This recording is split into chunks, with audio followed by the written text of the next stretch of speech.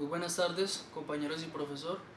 En esta ocasión vamos a realizar como trabajo un análisis financiero completo de la empresa Constructores con Concreto S.A., del cual vamos a realizar todos los indicadores financieros pertinentes, vamos a obtener unos resultados y de estos resultados vamos a realizar un diagnóstico y unas posibles sugerencias para que la empresa mejore. Esperamos pues que disfruten este análisis y les guste. Gracias. The objective of this work is to analyze the financial statements of Constructora con Concreto using the relevant tools and indicators that show the effectiveness and efficiency of this financial model. This company has one of its main offices here in Medellin, specifically in Sao Paulo Plaza Shopping Center. Its economic activities construction is a company dedicated to the execution of infrastructure and building projects in Colombia and the region. Its scope of operation is local, regional, and multinational. Since this company manages real estate projects with a vocation for income in the regional estate development.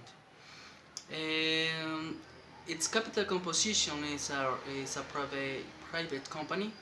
It's a large company, and they are large contributors. And now I'm going to talk about some customers. Its main customers is divided by segments. For example, in the segments of energy, we have metropolitan area and Empresas Públicas de Medellín.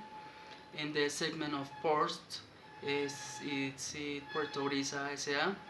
In the segment of transport, we had the Metro of Medellin and the Metro Plus also. And the segment of the VIAS, National Institute of VIAS.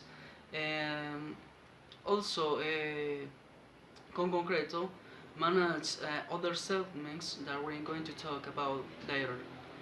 And its main suppliers, there are a lot of suppliers, and its mains are Consequence, CCF CSA, Devimed, PCH is Patico, and Cast Furniture. And also, as you know, Concreto has a lot of competitors. Its competition is Conalvías, Odinsa, Morelco, CES Constructors, and there are others. So let's begin with the analysis of the financial. Thank you.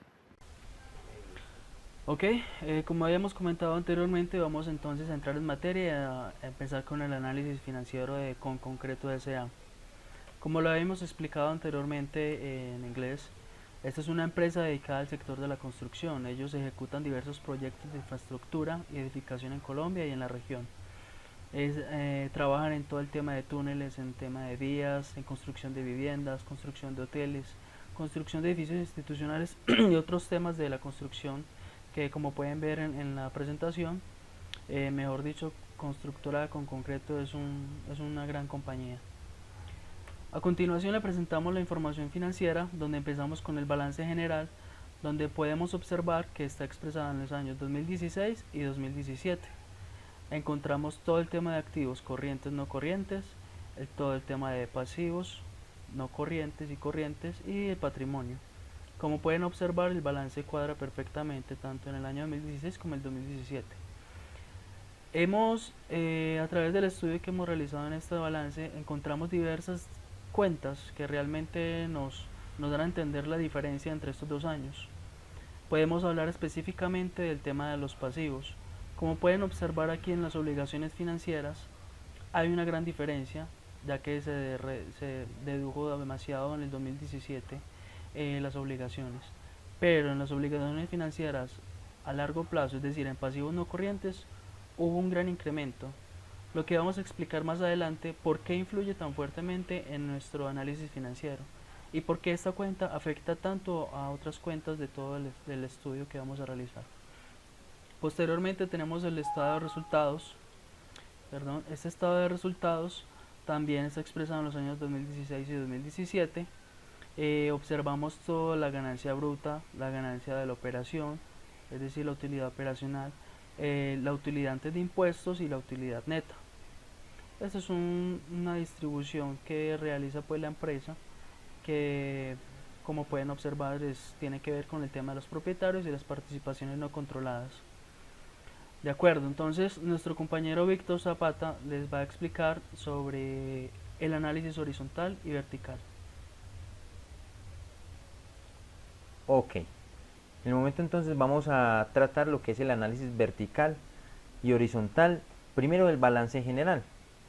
En el análisis vertical y horizontal, lo más importante es resaltar las cuentas que han tenido más cambios en ambos años. Ahí hallar la diferencia y ver por qué esa diferencia. Las cuentas que hemos seleccionado en este momento han sido en los activos corrientes, el efectivo y el equivalentes de efectivo. ¿Por qué? Porque han tenido un peso del 12% en el año 2017 y 16% en el año 2016, y además una relación de 26%. Eso es algo grande dentro de los activos corrientes. ¿Eso qué significa? Que esta cuenta ha tenido un gran peso dentro de todas las cuentas de activos. Bueno, entonces ahora vamos a ver las cuentas que escogimos y cuál es su análisis. La primera cuenta que escogimos dentro de los activos corrientes es efectivo equivalente. ¿Y cuál es su análisis? O sea, para seleccionar esta cuenta, primero que todo, hicimos o tratamos de ver, enfocarnos en qué tenía más peso y además qué porcentaje alto tuvo de cambio, y para eso digamos que con esa herramienta lo hicimos. El primero es este. ¿Y qué hicimos? Para el año 2017 vimos que disminuyó un 26.91% y su peso sobre todos los activos es de 12.38. Esta reducción pudo haber sido por consecuencia de una gran salida de dinero para las inversiones, ya que más adelante podemos evidenciar un aumento en este elemento, y ese aumento fue para el mismo año. No necesariamente el efectivo se fue para las inversiones, pero es notorio la proporcionalidad que hay entre estas dos cuentas, ¿cierto? Ahora, ¿qué podemos ver? Podemos ver también los inventarios. Los inventarios tienen una relación de menos 14%, es decir, disminuyó un 14% con respecto al año anterior. Y además tienen un peso en 15% y 17% en los dos años respectivamente. Este inventario lo que muestra es que hubo más utilización de materiales en el año 2017, ya que la disminución de 14.32%, este 14.32% y su peso de 15.62 sobre el total de activos nos lleva a pensar en un aumento en el flujo de trabajo. Ahora, ¿cuál otra cuenta tenemos? Tenemos también las inversiones contabilizadas utilizando el método de participación. Seguramente el aumento en las inversiones se debió a un traslado de efectivo, ya que en el 2016 se tenía una gran cantidad, lo que se hizo invertir para poder obtener una renta. Es un comportamiento muy común dentro de las empresas.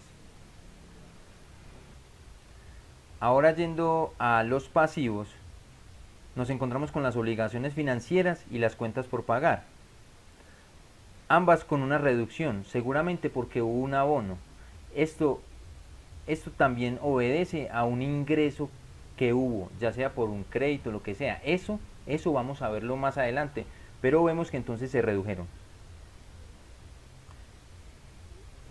Ahora, a ese gran ingreso al que me refiero es posiblemente esta obligación financiera que tenemos acá, la cual tuvo un cambio o un incremento del 75%.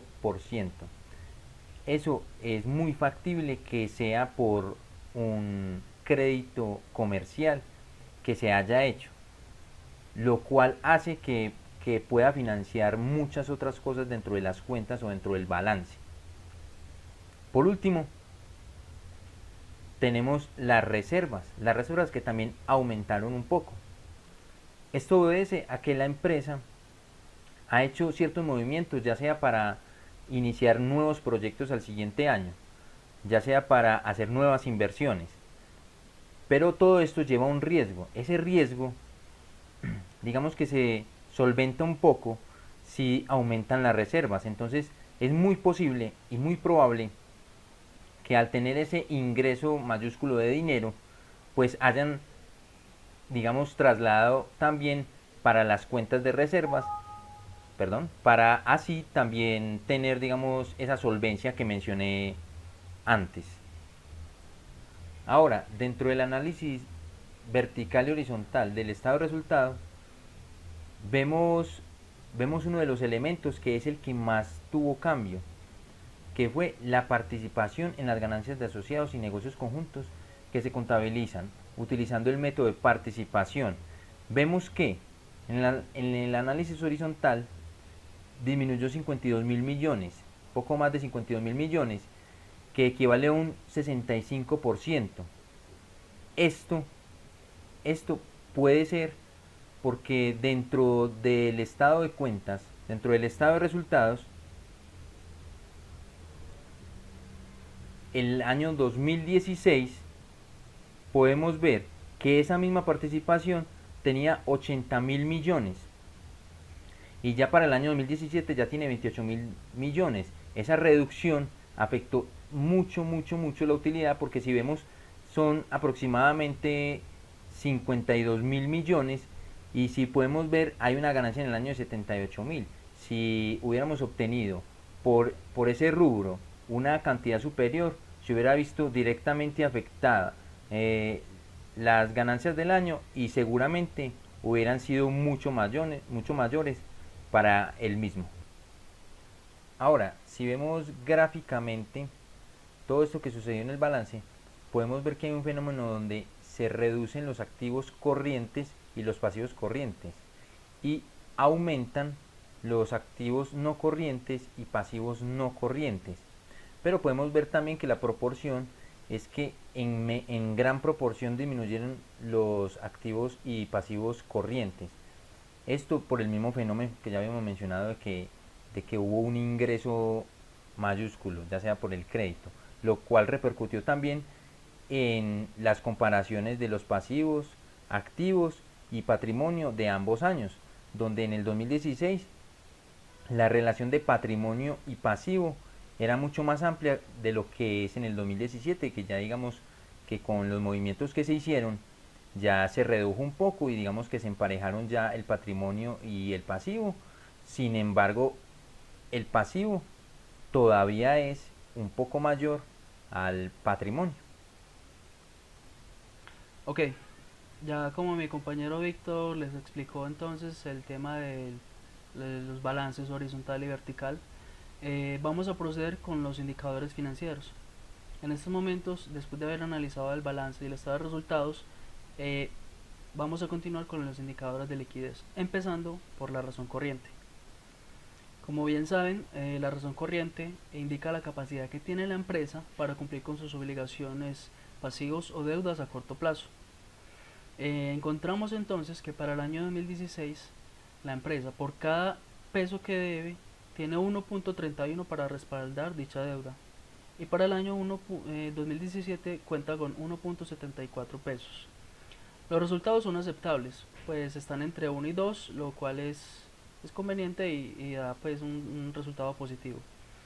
Continuando con la prueba ácida, donde tenemos en cuenta como tal el activo corriente pero sin el inventario, dividiéndolo sobre el pasivo. Con este indicador sabemos que se busca determinar la disponibilidad de recursos que posee la empresa para cubrir dichos pasivos, como bien lo dije, sin tener en cuenta los inventarios. Encontramos entonces que para el año 2016 cuenta con 0.87 y para el año 2017 con 1.12.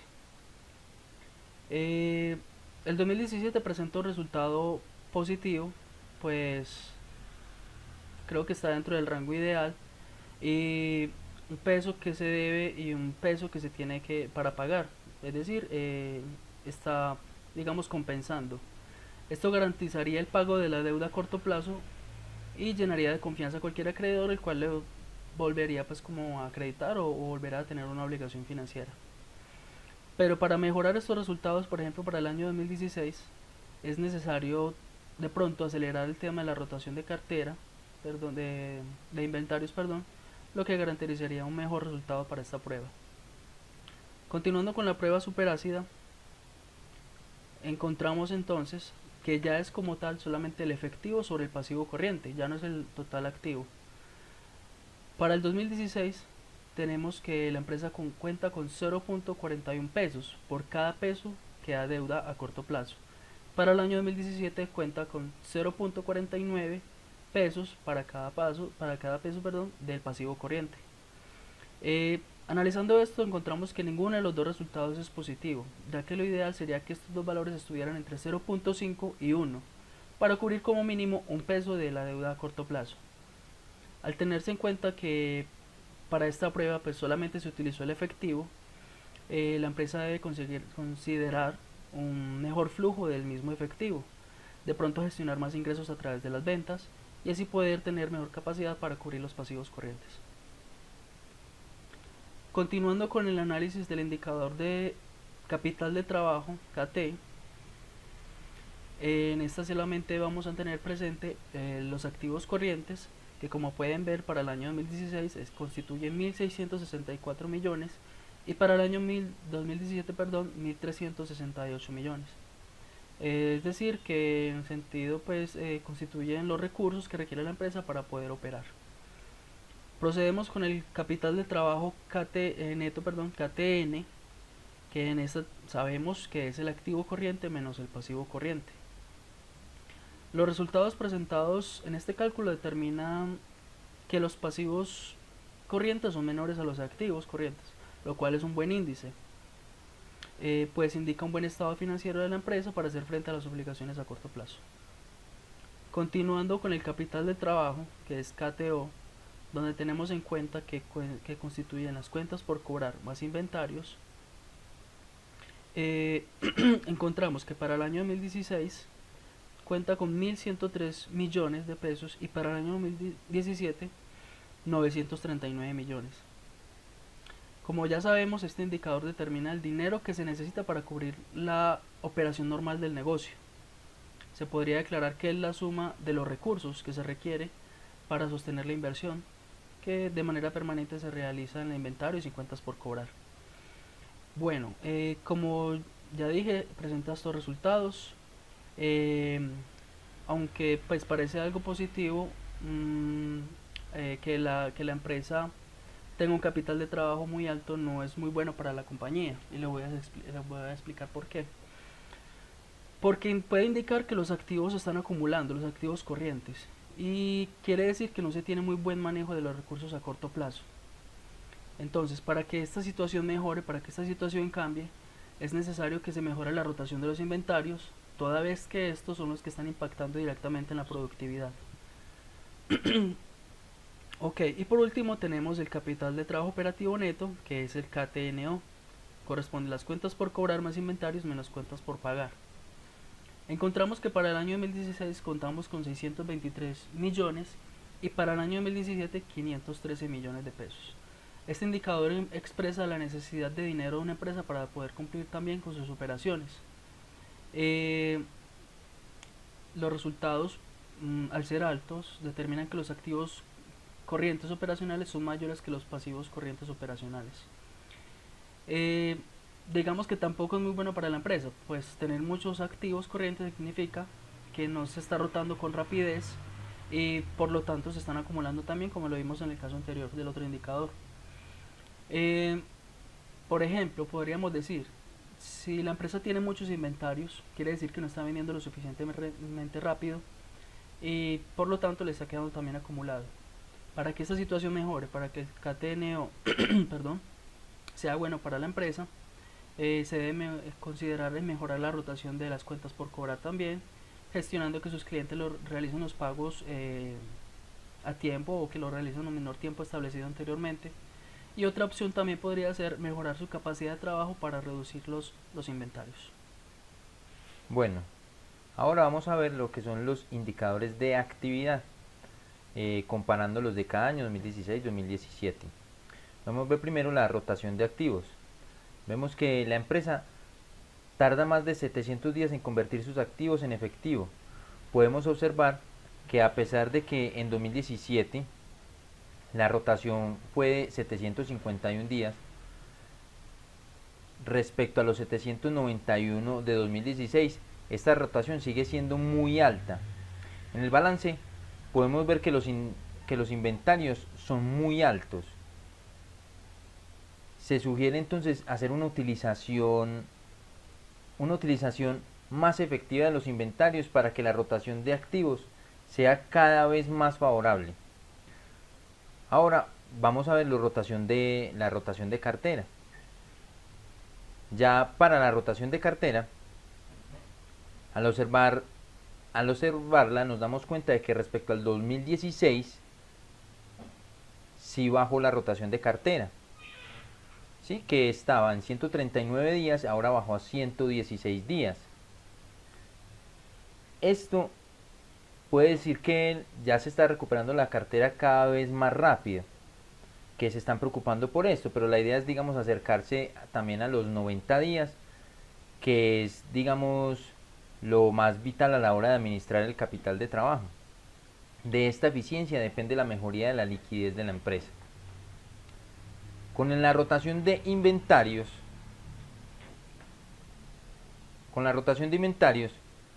también, digamos, se tiene un aumento para el 2017. Perdón, una disminución para el 2017, pero la eficiencia se debe aumentar en el manejo del mismo para optimizar todos los recursos financieros, pues el manejo del inventario es clave a la hora de subir los indicadores de actividad.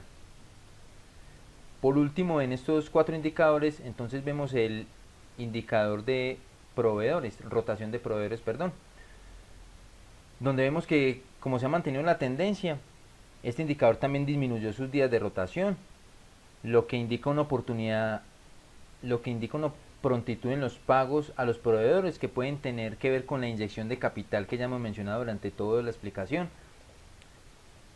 el cual puede aportar a las cuentas por pagar a corto y mediano plazo.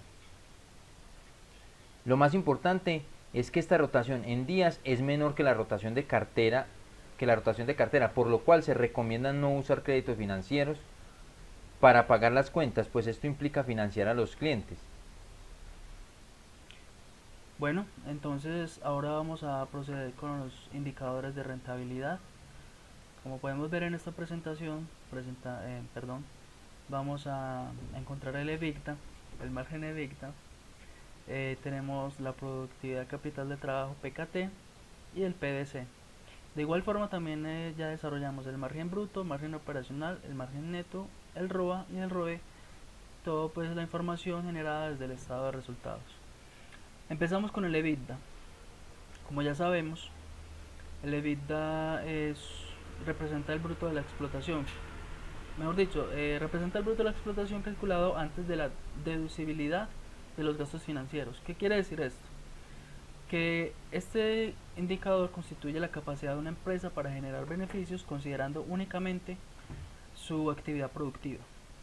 Podemos observar que en nuestro trabajo, o en este caso los estados financieros de Conconcreto, no tenemos ni depreciaciones ni amortizaciones, lo que constituye la EBITDA solamente por la utilidad antes de impuestos.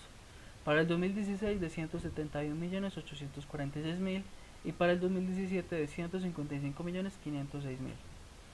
Bueno, ahora vamos a proceder a compararlo con las ventas con el fin de conocer cuál es el margen EBITDA.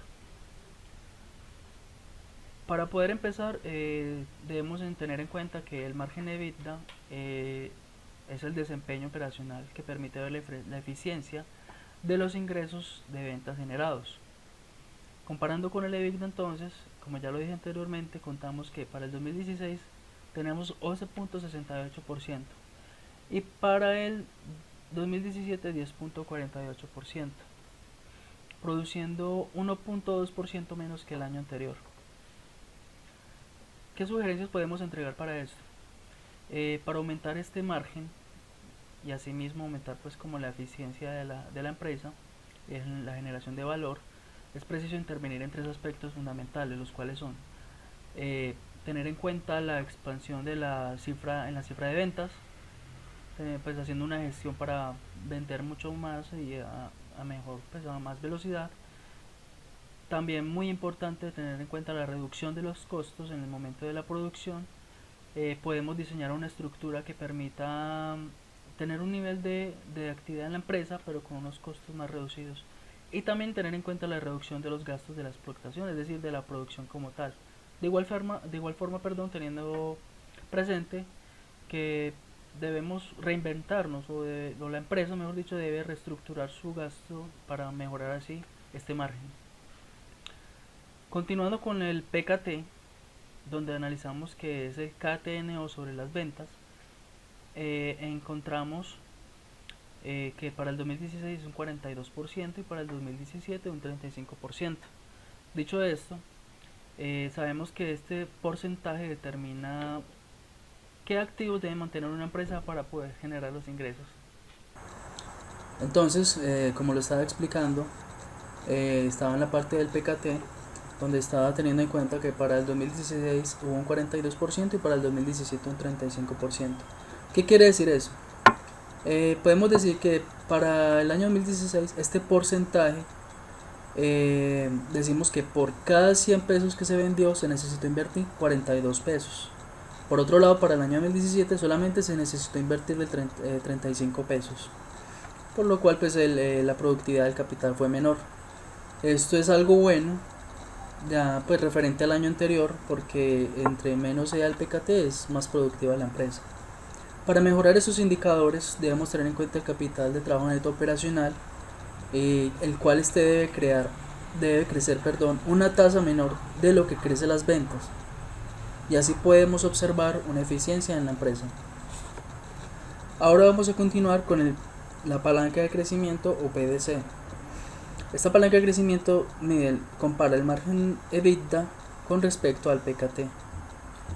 Tenemos entonces que, como ya saben, esta palanca de crecimiento indica cuán atractivo puede ser para la empresa crecer, o determina si es posible, si la empresa puede tomar la decisión de crecer a través de este indicador, que me parece muy importante.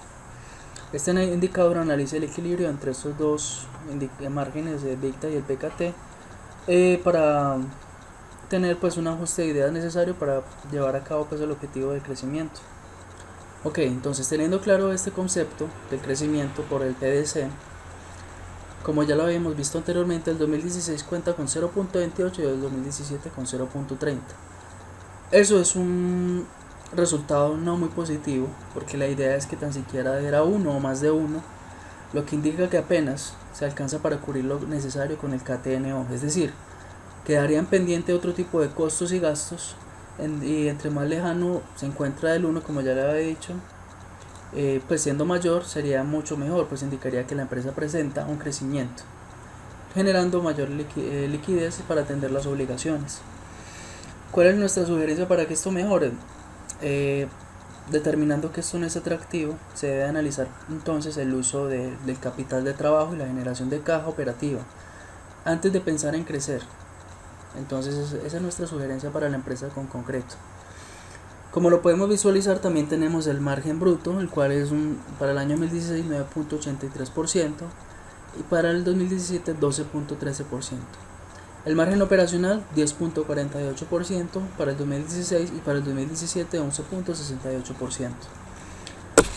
El margen neto tiene un porcentaje de 5.32 para el 2016 y 6.29 para el 2017.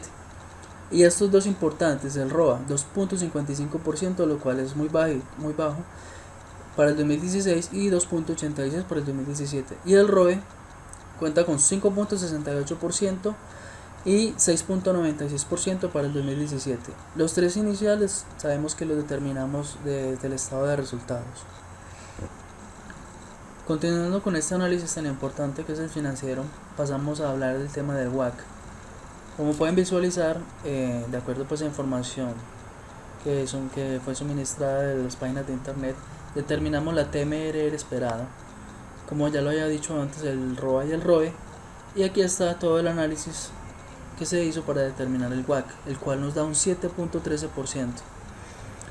Visualizando esta parte acá, como pueden observar, encontramos que la TMRR 7.26 no tiene una buena relación con el WACC, ya que el WACC debería ser mucho mayor a este TMRR.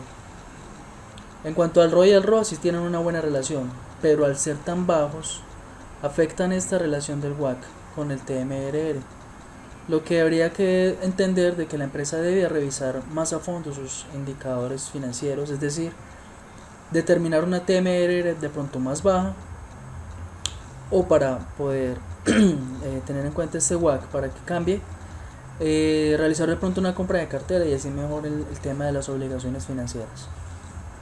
Ahora vamos a proceder con los indicadores de endeudamiento por parte de mi compañero Víctor.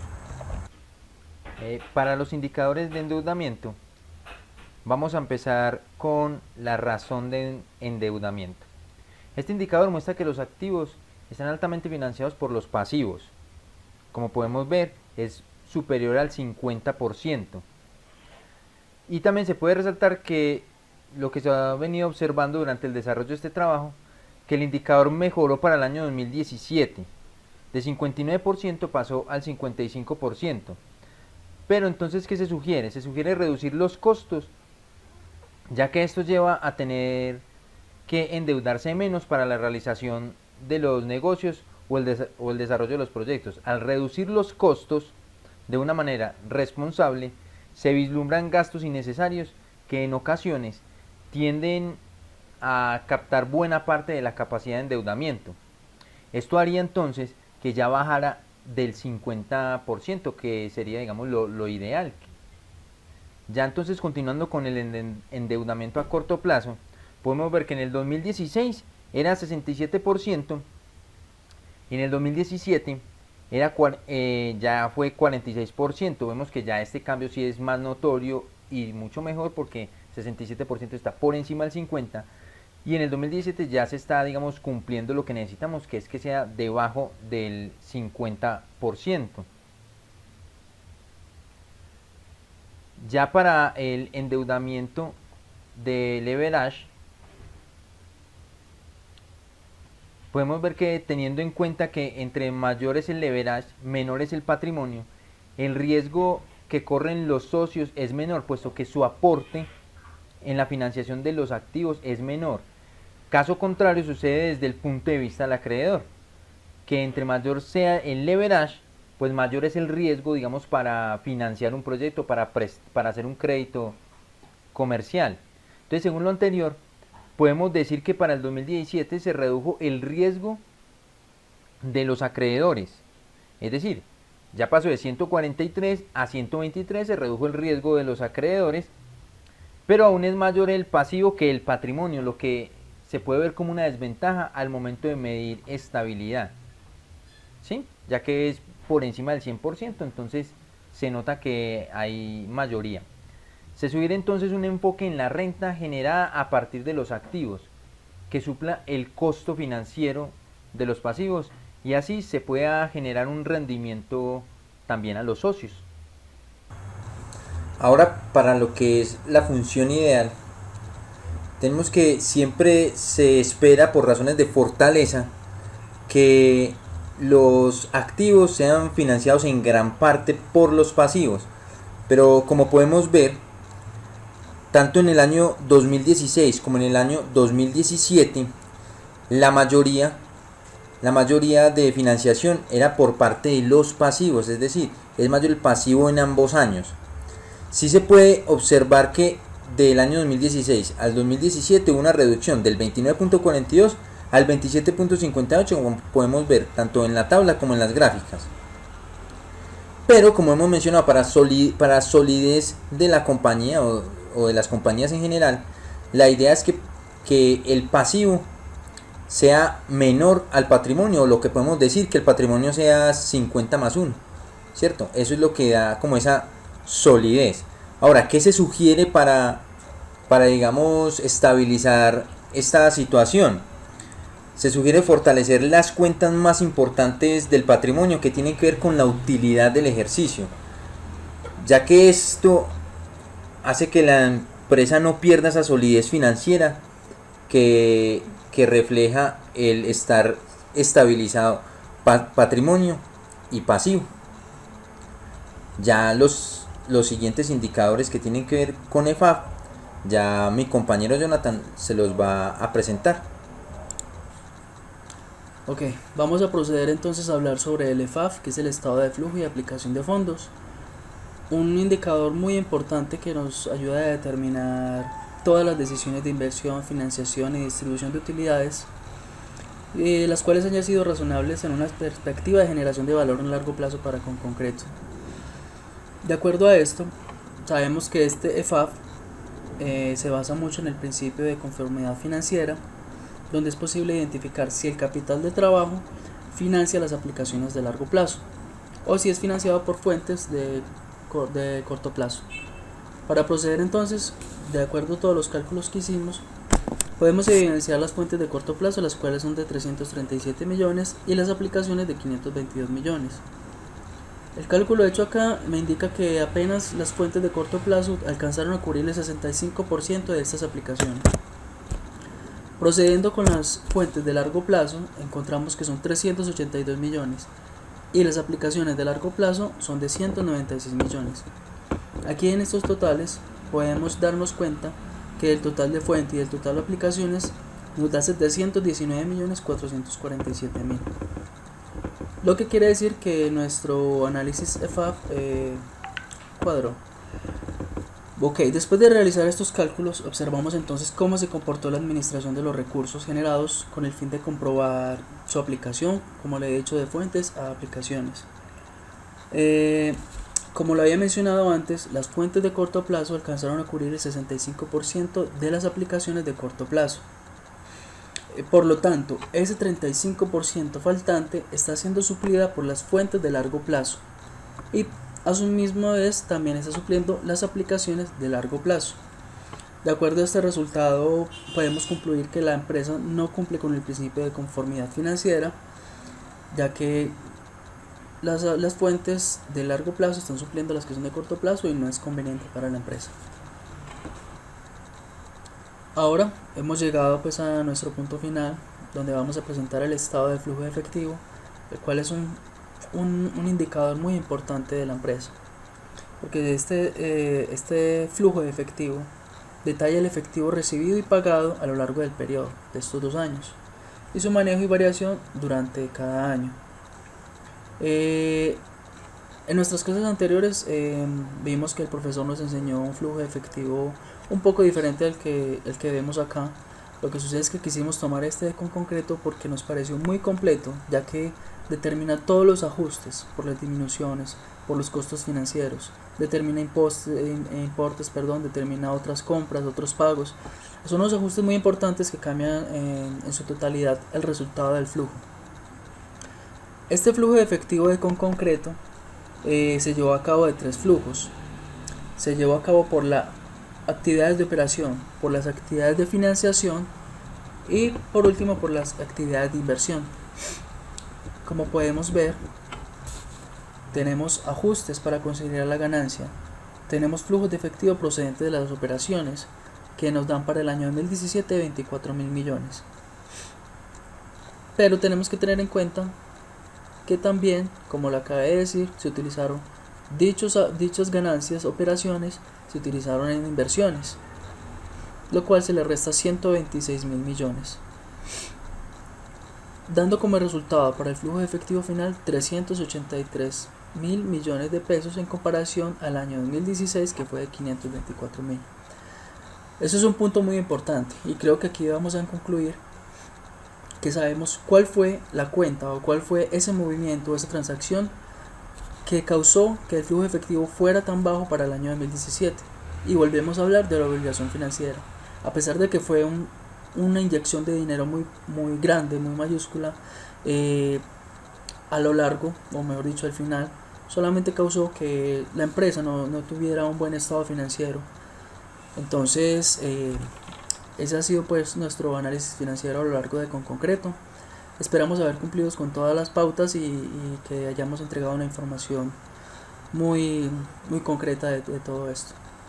Les agradecemos mucho. Entonces, este trabajo fue presentado por Jonathan Alarcón, mi persona, y por mi compañero Víctor Zapata.